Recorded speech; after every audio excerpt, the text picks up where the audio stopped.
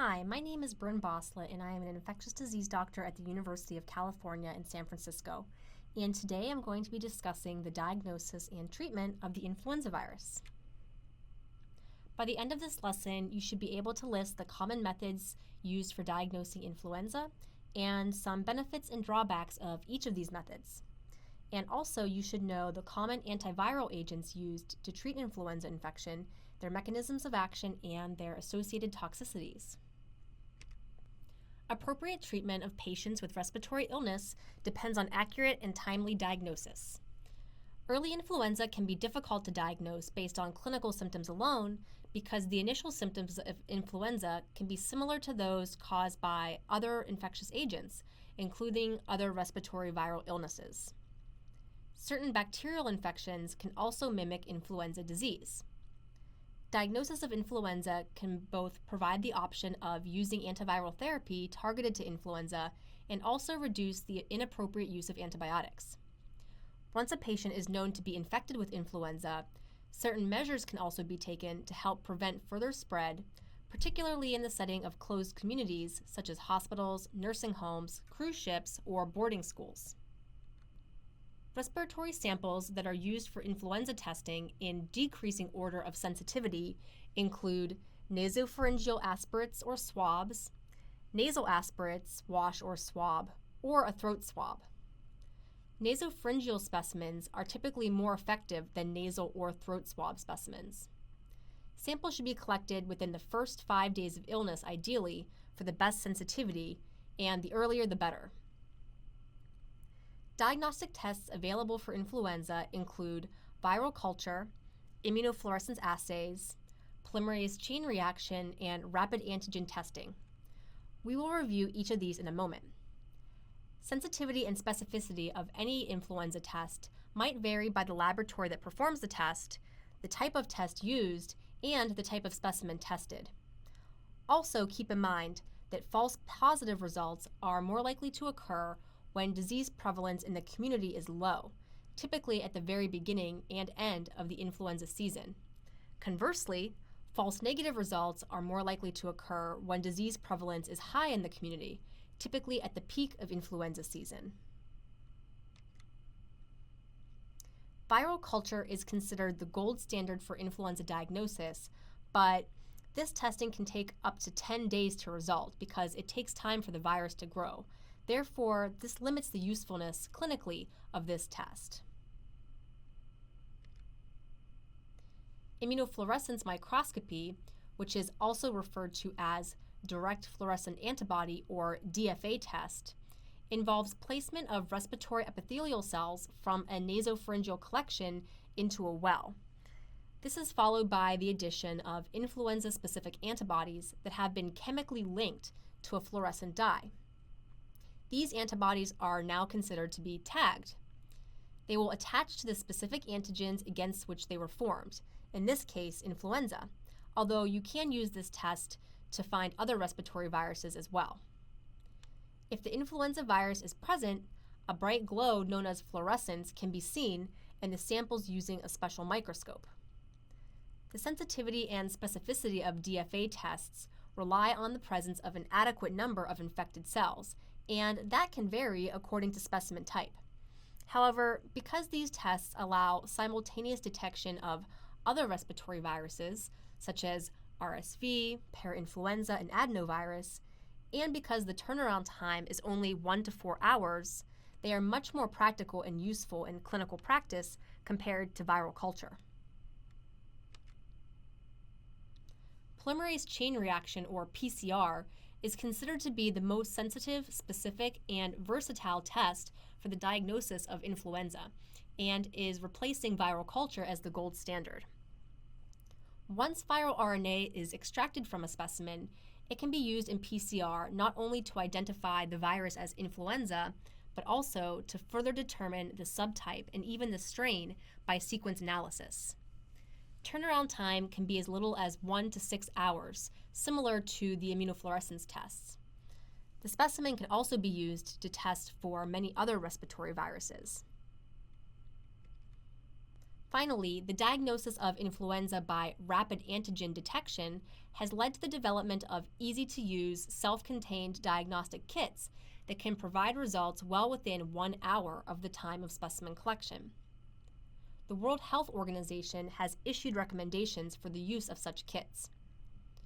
Rapid diagnosis of influenza by these easy-to-use point-of-care tests has been shown to limit antimicrobial administration, requests for blood cultures, and the use of chest radiography, and ultimately it has been shown to reduce patient costs as well. Very briefly, here's how it works. Starting with step 1, the testing surface is coated with what is called a capture antibody. Second, our respiratory sample is added, and any antigen present in the sample will bind to the capture antibody. Next, detecting antibody is added and binds to our antigen. Then, an enzyme-linked secondary antibody is added and binds to the first detecting antibody. Finally, the enzyme's substrate is added and is converted by the enzyme to a detectable form, which will then turn the test positive if the antigen in question is present. This is just one of several forms of rapid antigen detection, but they all rely on similar principles.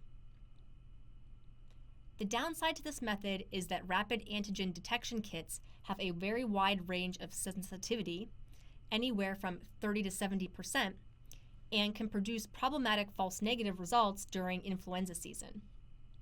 Therefore, if clinical suspicion is high for influenza, a negative test should be interpreted with caution and additional testing may be needed.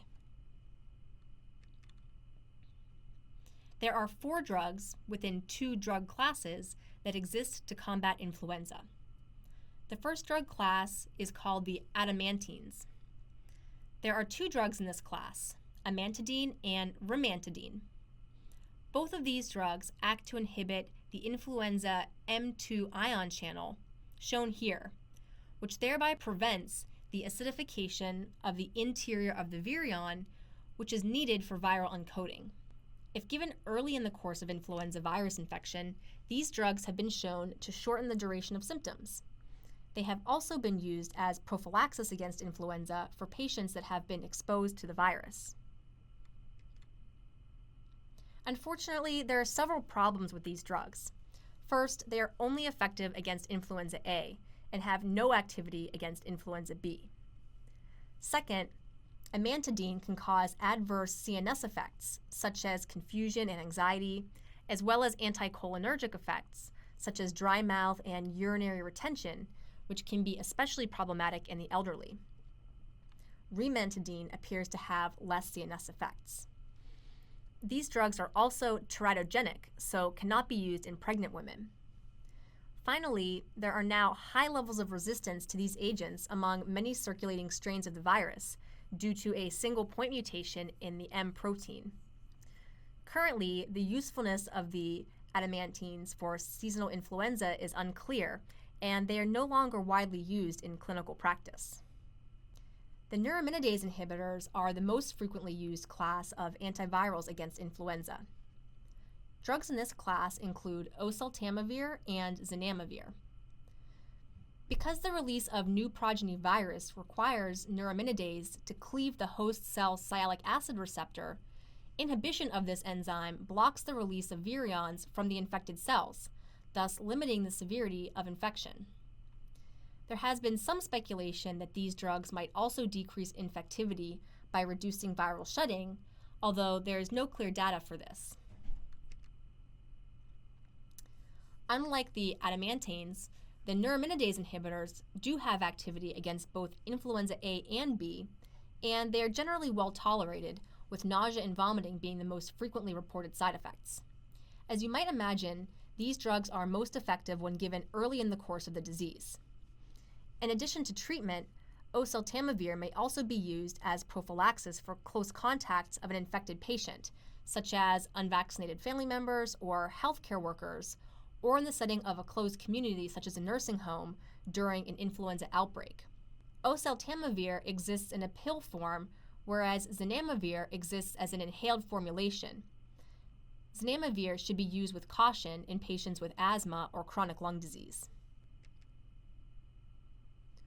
More recently, the overall effectiveness of the neuraminidase inhibitors has come into question.